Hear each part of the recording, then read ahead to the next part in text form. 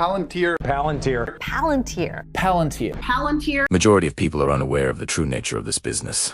But Palantir has a clever plan in place, a strategy to become so ingrained in government agencies that they are practically impossible to replace, making them totally essential to companies and even entire countries worldwide. Aditya investors are beginning to notice this cunning scheme. In actuality, Palantir's stock has increased fivefold in the past 12 months. However, the narrative is far more complex than you may imagine. We will examine this data analysis company in this video, including its background, identity, and the reasons behind their extensive influence on governments and corporations globally. First things first, what exactly is this business? A firm called Palantir has developed software that enables big organizations, particularly use their vast data sets to make better decisions. For instance, Palantir's software assisted the UK's National Health Service in tracking hospital capacity, PPE supplies, and vaccine distribution in real time during the COVID-19 epidemic. In order to support US intelligence services in their fight against terrorism, the firm was first established in 2003. Since then, it has developed into a highly strong data infrastructure business that provides services to the public and private sectors, including the military, government organizations, healthcare, energy, and finance. For making decisions in the actual world, Palantir functions similarly to an operating system. You may see more than simply charts on their software platforms. They incorporate a lot of jumbled data to help those at the top make better, more informed judgments. They clean it up and relate it to actual operations. They have now developed 4 software systems to accomplish this. Gotham is the first.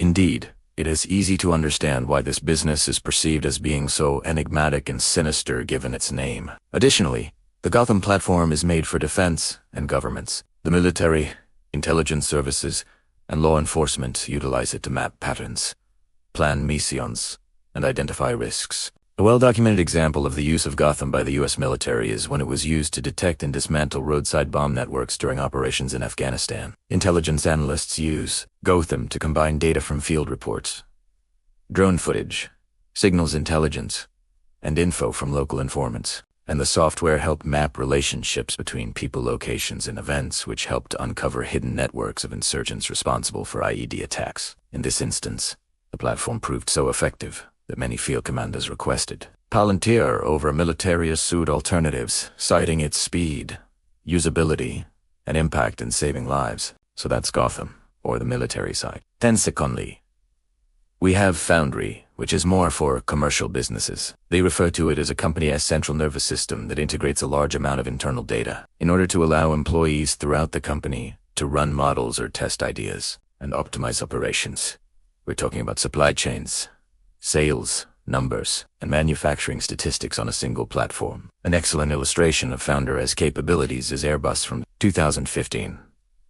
Airbus has millions of separate parts and thousands of suppliers in its global production process, which it was attempting to streamline. Aditya, Airbus was able to establish a single platform where all workers, including executives and manufacturing floor workers, could collaborate in real time by combining data from its supply chain, factories, and engineering teams into the Foundry. And the result, Airbus accelerated A350 deliveries by 33%, enabling them to dramatically scale production without sacrificing quality or time. In fact, the platform works so well, the Airbus partnered with Palantir to start offering this service to the rest of the airline industry. And from 50 users back in 2015, Skywise, as it's now known, has over 100 airlines and 18,000 people using it today. Independent third-party analysis estimates that the Skywise platform alone creates a revenue opportunity exceeding $850 million per annum and enables cost savings of greater than $1.7 billion per annum. So this large-scale data analysis system not only helps governments. Foundry proved it can help businesses too. Their third platform, Apollo, is Palantir's back-end engine that makes sure their software, including Gotham, Foundry, and AIP, which we'll discuss, operates consistently, safely, and smoothly in any setting. It's similar to mission control for the firm. Whether users are using Palantir on private servers, in the cloud, or even in remote or classified locations like military outposts and submarines, it automatically sends them security patches, software upgrades, and configuration changes. Last but not least, as I just indicated, Their newest platform, AIP, was introduced in 2023 and focuses on integrating the capabilities of AI and huge language models into actual decisions. Obviously now most companies want to use AI, but the problem is they still do you and know how to safely connect powerful models like GPT-4 to their sensitive internal data. So AIP lets governments and businesses combine their private data with the best AI models, all in a secure, controlled, and auditable way. For example, a defense agency could use AIP to generate battlefield recommendations based on live data, or a manufacturing company could use it to optimize production in real time. But AIP also ensures there's easy human oversight and strict privacy controls in place. So overall, that's how Palantir has built their company. But it's when you start breaking down their financials that things get really interesting. The company listed back in 2020 through a direct listing on the New York Stock Exchange. A direct listing is quite rare and quite unlike a normal IPO because in these instances, you don't sell new shares to the public. The stock simply starts trading on an exchange, which gives existing shareholders an easier way to sell their shares, and it gives the public a chance to buy those shares. It was kind of Palantir's way of saying, you know, we don't need Wall Street's help. And in fact, we don't really want to dilute what we've got going on here. But that seemed odd considering that in 2020, the company may have generated $1.1 billion in revenue. But on the bottom line, they lost over $1.1 billion. They were burning cash. At this point in time, Palantir had 139 customers, with 44% of their revenue coming in from business clients, and 56% of their revenue coming in from, you guessed it, government contracts.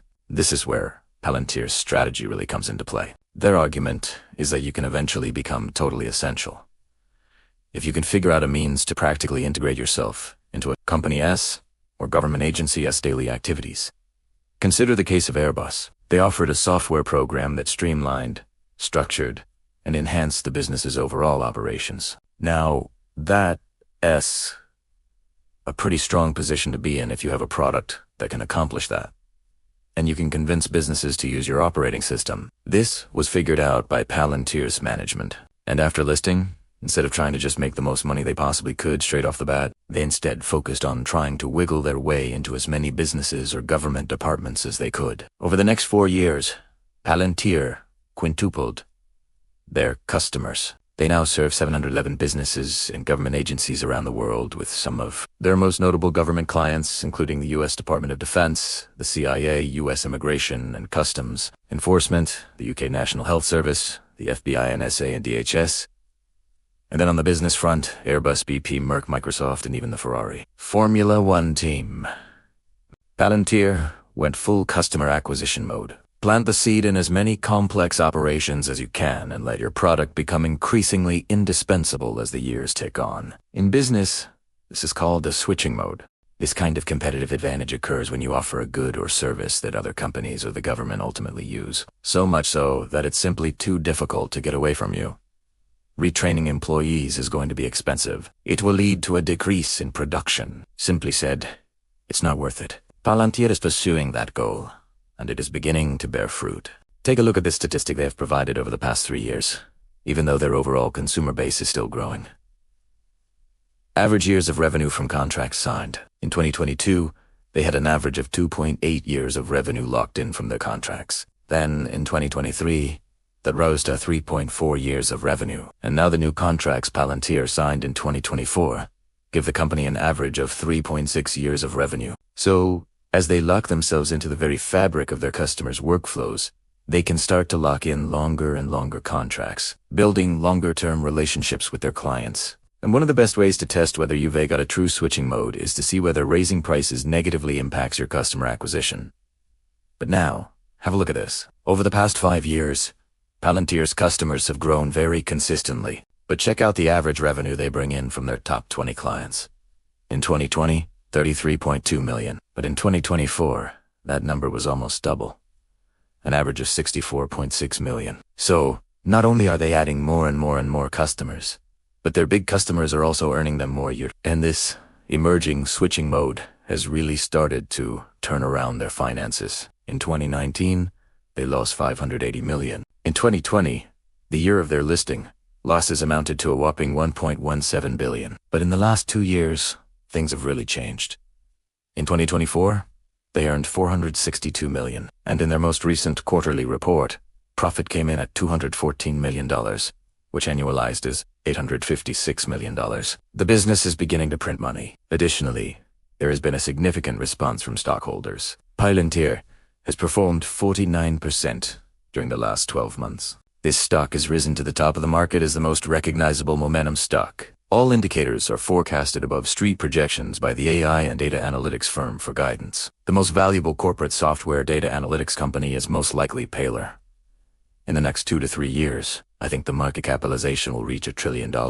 This is the GameStop of our time, according to some. Yes, the stock has really soared on the strength of what is, quite outstanding corporate growth. When the company listed in 2020, they began trading around $10 per share. Now, around 5 years later, the company's stock trades at a whopping $154. A 15x, but what's remarkable is that most of that performance has been just in the last 12 months. In July 2024, the stock traded around $30, giving investors a 12-month return of over 400%. Now, that is stunning performance, and it's catapulted their CEO, Alex Karp, into becoming a cult-like figure. But it's also opened up a lot of questions about their current valuation. At the time of recording, Palantir shares currently have a P/E ratio of approximately, drumroll please, 670. Yes, based on current levels. If you bought the stock, you would be waiting for 670 years before you got your money back. And this has led to a lot of debate in the investing community as to whether this business should even be considered. But here's the thing. The believers aren't thinking about where the business and its cash flows stand today. They're thinking about where the business could be in 5 or 10 years. They think, well, this company clearly has a desirable product. They offer an invaluable service to their customers. And if they can continue adding more customers, thus widening that switching mode, then this thing, could be a rocket ship. This is very much the story of NVIDIA a few years ago, when the company was growing rapidly in the early 2020s. It kinda didn't matter that you bought in at a super high P ratio because the business grew profits so much in the subsequent years. The ultra-high valuation of 2020 actually looks extremely cheap. To dial though, I am not claiming that Palantir will experience that.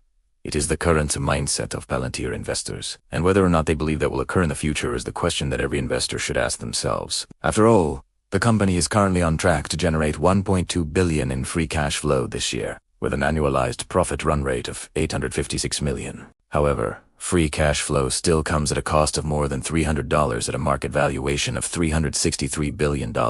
Can they maintain their rapid growth over the ensuing years in order to defend the current price?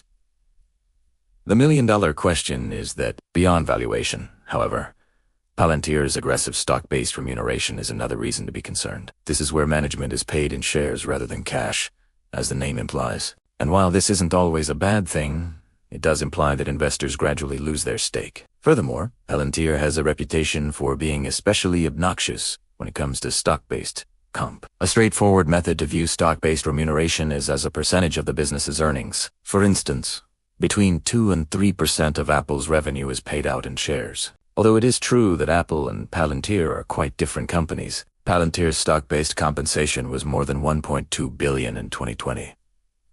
Amazingly, that was more than they were making at the time. Thus, stock-based comp received more than 100% of the revenue. As the years have gone by, the cost of stock-based compensation has decreased slightly, reaching $692 million in 2024, or 24% of revenue. However, that's still pretty damn high. To be honest, as a result, investors continue to experience a considerable amount of dilution. Therefore, while looking at Palantir, there are undoubtedly certain risk considerations to take into account from an investing perspective. Overall, that provides an overview of the business and explains why it is currently making so many headlines. Overall though, if you liked this video, please hit the like button. Adichunaji, please sign up right away if you want to attend the live 3-day investing course that Phil Town and I are hosting in Atlanta in September. Get in while there are still openings because spots are filling up quickly. Additionally, if you have already registered, don't forget to confirm your registration with the Rule 1 team. You will receive information in subsequent emails, but in order to secure your spot at the event, which is free, you must provide them with your confirmation of your hotel or flight. Tickets are available to anybody, but we need to know how many people plan to attend. Therefore, be careful to check with the Rule 1 team. Aside from that, I want to thank everyone for watching, and I hope to see you all in the next video.